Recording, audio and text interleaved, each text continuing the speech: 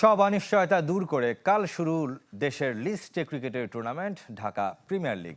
এবারই প্রথম একদিনে 6 ভেন্যুতে লড়বে 12 দল।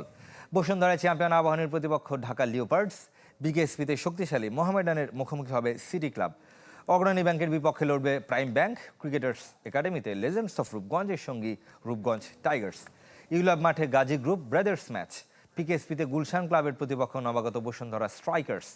সকাল 9টায় শুরু হবে সবকটি ম্যাচ।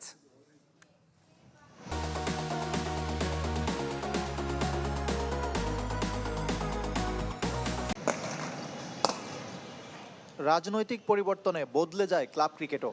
স্বাভাবিকভাবেই লাইমলাইট এখন মোহামেডানের উপর। বিশাল বাজেট আর তারকা সমৃদ্ধ দল গড়ে চ্যাম্পিয়নশিপের বড় দাবিদার সাদা কালোরা।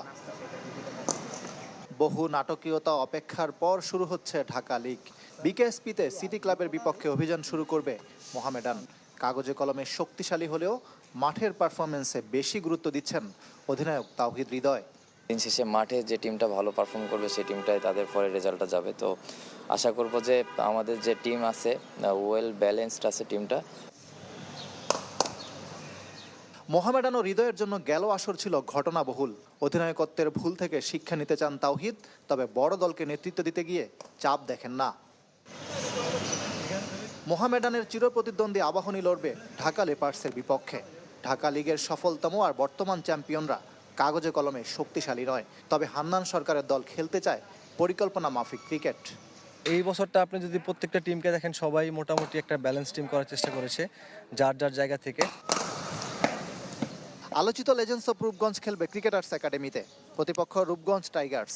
জাতীয় দলের সাদা বলের দুই ক্যাপ্টেন লিটন দাস ও মেহেদী মিরাজকে নিলেও টেস্ট সিরিজের জন্য এখনই তাদের সার্ভিস পাচ্ছে না লেজেন্ডস। এবার একদিনেই 6 ম্যাচ, রিজার্ভ ডে থাকছে। খাবার থেকে শুরু করে অনেক কিছুতেই আসছে পরিবর্তন। ইকরাম হোসাইন, চ্যানেল 24, ঢাকা।